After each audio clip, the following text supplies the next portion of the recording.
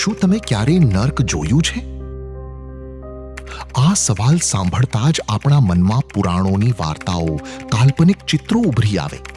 આપણે માનીએ કે નર્ક તો મૃત્યુ પછીની વાત, પણ હકીકતમાં આપણી પૃથ્વી પર એવા કેટલાય ખૂણાઓ છે જ્યાં જીવતે જીવ નર્કનો અનુભવ થાય.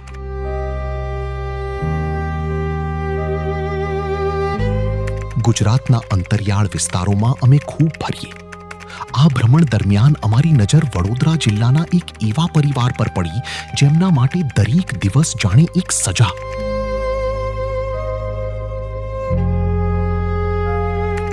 ગંદકી, ગરીબી અને લાચારી વચ્ચે જીવતા આ પરિવાર અને તેમના બાળકોની આંખોમાં આ વેદનામાંથી છુટકારો ક્યારે મળશે એ એક જ સવાલ. દારૂણ સ્થિતિમાં જીવતો આ પરિવાર રોજ ઈશ્વરને પ્રાર્થના કરી, રાત દિવસ આંસુ સારી, અને આખરે એમની પ્રાર્થના સંભળાઈ. ચમત્કાર થયો.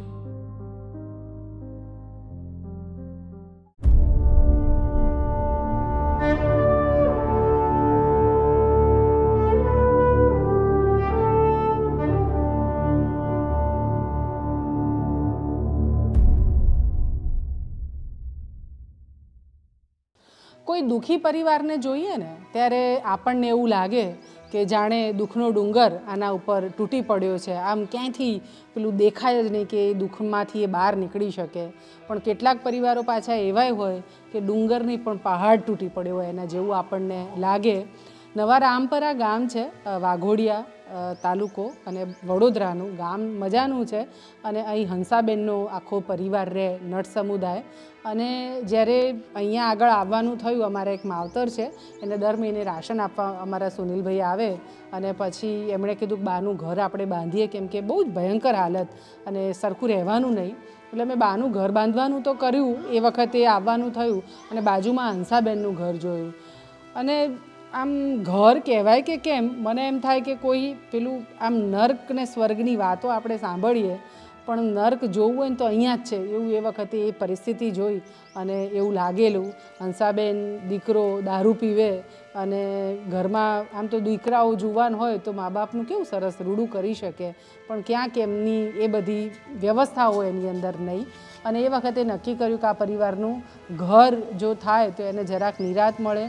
ઘરમાં વહુ છે, એને બોલી નથી શકતી, બાળકો છે નાના, અને સરખી પરિસ્થિતિમાં રહે તો જરાક જીવને સાતા રહે અને ઈશ્વર ભજવાનું પણ સરખી રીતના કરી શકે. એટલે અમારા પ્રવીણભાઈ શાહ યુકેમાં રહે છે, એટલે પ્રવીણ મિલેનિયમ ટ્રસ્ટ અમારું, એમની મદદથી અમે આ ઘર બાંધવાનું નક્કી કર્યું. અને 2 રૂમનું સરસ નાનકડું ઘર, ટોયલેટ બાથરૂમ પણ કર્યું. અહીં બાજુમાંથી એક નહેર જેવું જાય છે, નહેર પણ ના કહેવાય, નાનકડું પાણીનો વહોળો છે અને ચોખ્ખું પાણી અહીંથી જાય છે. એટલે પાણી જ્યારે બહુ જ ભરાવો ચોમાસું ના બધું હોય ત્યારે તો એમના ઘરમાં પાણી આવી જતું હતું અને ભયંકર હાલત હતી.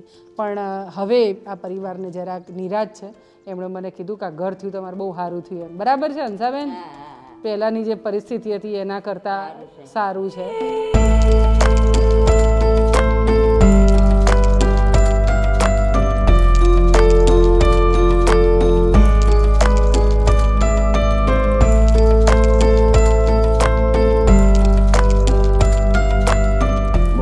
પહેલી બહુ તકલીફ પડી હતી અમને, બહુ પાણી આવતું હતું, બહુ ગંદામાં રહેતા હતા. હવે અમને ઘર મળી ગયું, હવે અમને શાંતિ. ભગવાન જેવા બેન મળી ગયા અમને.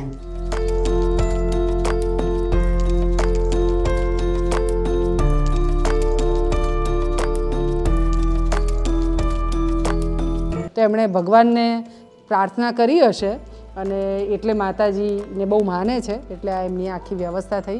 આભાર પ્રવીણભાઈ. અને આ તમે આ વખતમાં કહેલું 15 ઘર મારા બાંધજો, તો એમાંનું હંસાબેનનું ઘર પણ બંધાયું.